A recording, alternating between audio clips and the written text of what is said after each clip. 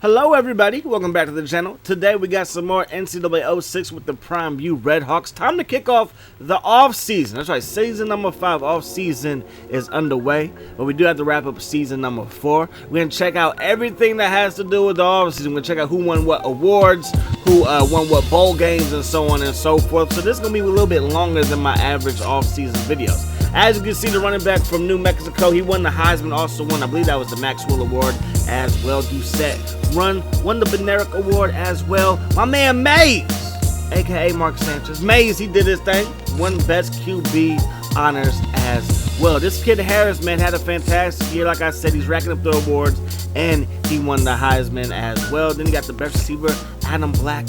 He went to, of course, Louisville. So this season, I'm hoping to get a good recruiting class, man. I'm not expecting to have like the best recruiting class, but I'm expecting to have a pretty good recruiting class. We have some key pieces moving on, and usually that opens the door to have some top players, blue chip players, 5-star recruits wanting to come to your program because they know most likely they ain't gonna be sitting on the bench, baby. It ain't gonna happen. They ain't gonna be sitting on the bench, man. So these are all the awards that are going out, man. As you can see, nobody from Prime U is getting any kind of love. None whatsoever. Coach need to go to the coach at Nevada. So now it's time to move on to the All-Americans, first team All-American honors. I mean, are we going to be up here? Probably not. I'm hoping to maybe have somebody, maybe second team. You know what I mean? Want to see how many guys from the SEC makes it here. We will be checking out the second team All-Americans as well. Look at ATU representing, man. Alaska Tech, man, had their left tackle up in there doing his thing, obviously. We got a guy from Florida, so the SEC is being represented pretty well so far. Bowling Green got a DN. Bowling Green, though. I ain't mad at you, man. Cal got an outside linebackers, first team All-American. Of course, the guy from Texas A&M, he's up in there. Then, I mean, Miami got to have a cornerback. It's only right that Miami has a cornerback or a safety up there. We played that guy. He wasn't that good. Even though we couldn't really throw versus Tennessee, he probably had a lot to do with that. So let's check out the second team All-Americans as well. So later today, you guys, I will be dropping a video talking about my, I guess you could call it a regular dynasty. In that dynasty, we will be having contracts on, so I'm pretty excited for that. I don't know how long I'm going to do that dynasty. I wouldn't mind doing a 20-year, 30-year, like doing the whole game with contracts on. That means I can get fired, you know what I mean? I can move on to a better program, so to speak. I've never done that. I've always stuck with just one team the whole series long, but I think I might have contracts on and run the risk of being fired, but also get a reward of maybe becoming the head coach of one of the best programs in the land. So Michigan, Purdue, the Big Ten is representing well. There goes Alaska Tech again. They got a cornerback up in there. Something about Alaska Tech and cornerbacks, man. They always seem to get good ones. So now let's move on to the freshman team. And Tim Johnson, who's a redshirt freshman, he was a finalist for the Heisman. So SAU, them boys from San Antonio, they got themselves a quarterback for the future and for the present, obviously. This dude is a monster. He a monster, Wayne. And again, we had nobody's second team. We really didn't have any freshmen truly balled out. We did have some freshmen that played for us, obviously, but no freshmen truly balled out on the offensive side of the ball. Maybe we can get somebody on the defensive side of the ball, but it doesn't look like that is going to happen. But SAU, man, got a bunch of freshmen. Look at the freshmen, man. Got 2 freshmen, outside linebacker, quarterback. Texas A&M got a freshman cornerback as well. Then Nebraska with the free safety. Oklahoma with a strong safety. And Texas Tech with their kicker. And then Oklahoma with their punter. When it comes to first team SEC, Timothy Tebow, who I thought was leaving after this season, bruh. Boy, was I wrong. Florida decided to redshirt him. I didn't peep that. I really didn't. Because, again, I made him just a regular freshman, true freshman, coming in, gonna split time with Leak. But, of course, we all know that Tim Tebow was actually a freshman in NCAA 07. That was Leak's last season. In this game, Leak was a junior, so he technically had 2 seasons left. So Florida did a smart thing. They redshirt Tim Tebow, and they're going to have him back for another season. I can't get rid of the guy. I can't get rid of him. he's going to be T-boying all over Prime U. Hopefully not this year, bro. Hopefully not this year. Hopefully our team can improve enough that we're back in the SEC championship game. Like, we went from bowl game to no bowl game to SEC championship going to go into a bowl game, and then this past season not going to a bowl game at all. And so far, we have nobody that made it all conference. All conference, we have nobody that made it all conference when it comes to the second team SEC. Last year, our boy Benjamin Walden, middle linebacker for Prime U, he made it to second team SEC honors, but it doesn't look like anybody from the offensive side is going to join him. I'm hoping that he can make it back. I was hoping that we might have a DN. I was hoping that Brothers could have made it, but Brothers, he didn't make it either. So when it comes to D tackles, nobody. No, nada. Middle linebackers, man, my boy Walden didn't even get middle linebacker back.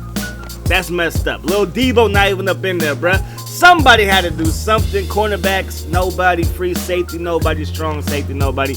My kicker, my punter, nah. Not gonna happen. So the D tackle from Michigan, who was a first-team All-American, finishes the year with 16 sacks, which is a record. A school record, I believe it is. So here goes the winners and losers from the bowl game. Gotta stick with tradition. In the SEC, they love hyping up how dominant they are in all the bowl games, just to show how dominant that conference is. I really don't get into all that. If it ain't my team that won, I don't care what the rest of the conference did.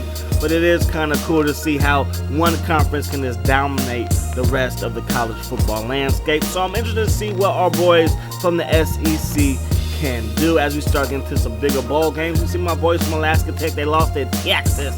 It's like Texas got the best of them. LSU, who was only 6-6, finished them 5th in the SEC. They beat LSU. No, they lost to LSU. LSU beat Florida. No, LSU lost to Florida State. I'm tripping. But Ole Miss, they did beat Illinois.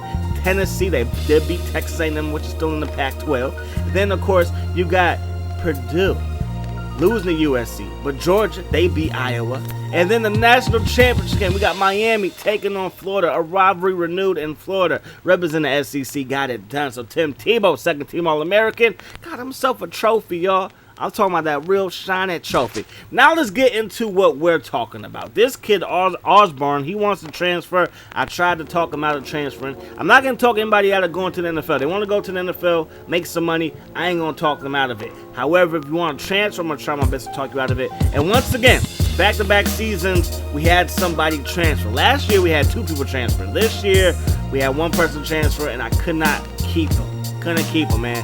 Now, the first half of this list, they were mostly backups. Now we're getting into some of the starters. Sharp is leaving, Anderson, Young, my 2 quarterbacks, 2 impact quarterbacks. They didn't even start for me this year, basically, man. Had 2 impact players on the bench. That sucks, because impact players are pretty important if you're trying to win some games, man. So let's look at the players that are interested to come into Prime U. That's a bunch of 5 stars, man.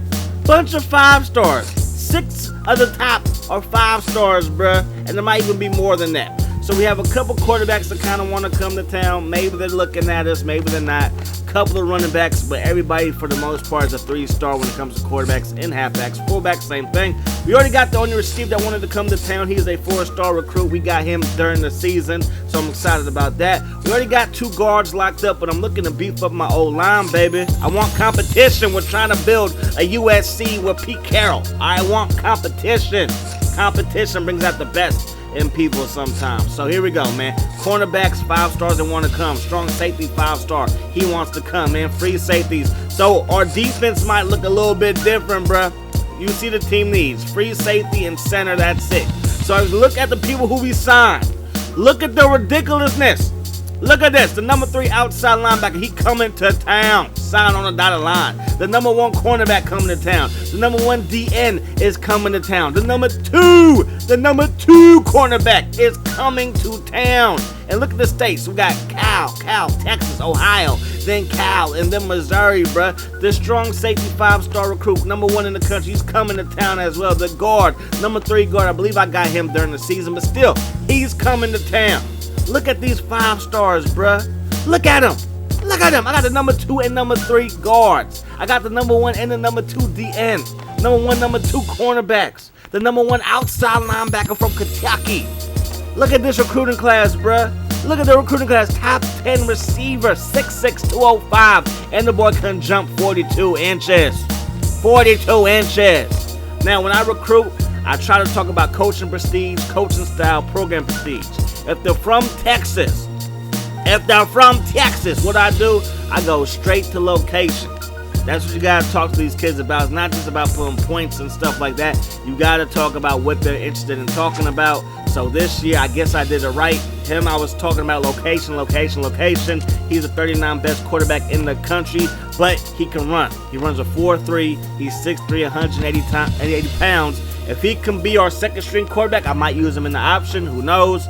Might use him, in the spread option. I might use him in the spread option, right? But anyways, man, I'm excited about this recruiting class. All these guys are not going to be on the team because I do have to cut people, which sucks. But as you see it, baby, #1 recruiting class in the land. So what are we going to do with our athlete? So we recruited an athlete. As you can see, he's a 70 overall athlete. Quarterback, not his position. Halfback, not his position. Safety, okay, so free safety. Cornerback, strong safety. One issue is he is not the fastest guy. He's not the fastest guy, so I don't want to put him at cornerback, even though he would be a 72 overall cornerback. He would be a 68 overall receiver, and I'm going to put him at receiver, and I'm going to redshirt him, and hopefully he can blossom. If he gets faster, maybe I'll put him on the other side of the ball, but for right now, he is going to be our receiver. So you saw what the quarterbacks were looking like. Here goes our halfback situation, man. Pope, who balled out the last 2 games, really, is our 4th-string running back. I don't know how much playing time he's going to get. Probably put him at kick returner, maybe punt returner. Right now, that's Christian Kemp's job. If I want Christian Kemp just to focus on shutting down receivers for his last year in college, and that's what he's going to do. Okay? This has got to be a different year. Got to get to a major bowl game. Got to dominate the SEC. Okay? We can't be playing with people no more. All right? Georgia's going to lose Matthew Stafford, so it's time for us in Florida to be just be, going at each other's throats for this division, to get the conference championship, and then probably beat up on LSU, maybe Alabama. Y'all know how it goes. Anyways, there goes Brothers, there goes Myers as well, Hawkins, and then below them, that's where we got some of our true freshmen, you guys. So I'm excited for this. Whenever we go nickel and whenever we go dime, it's gonna be nothing but DNs. Nothing but DNs. We are rich in the DN position, so I'm gonna be mixing it up, y'all. And of course, our D tackle position is pretty solid.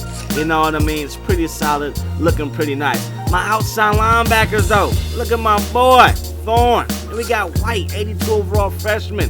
Walden, 89 overall inside linebacker. He's a junior. Type of player that might stay all 4 years is what he's looking like. Then Skinner, he's a true freshman. Then Lilly, he's a true freshman. And then we had this guy who was a redshirt freshman last year, bro. He might not get no playing time. I mean, look at the overalls. Jeff Smith, Lil Debo, 92 overall, 84 speed, straight run stopper. He might be 5'5", but he'll hit you in your mouth. Christian Kemp, 91 overall with 99 speed. Horn, true freshman, 98 speed. Arnold, true freshman, 95 speed. And Arnold, I don't know what position. I don't know what rank he was, but my 4th-string cornerback, he was the #2 cornerback in the country coming out of high school.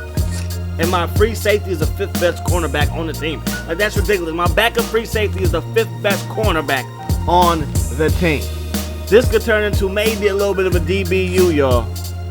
Maybe just a little bit, and that'll be a blessing, because one thing that we've known for our DBs is giving the big pass plays, man.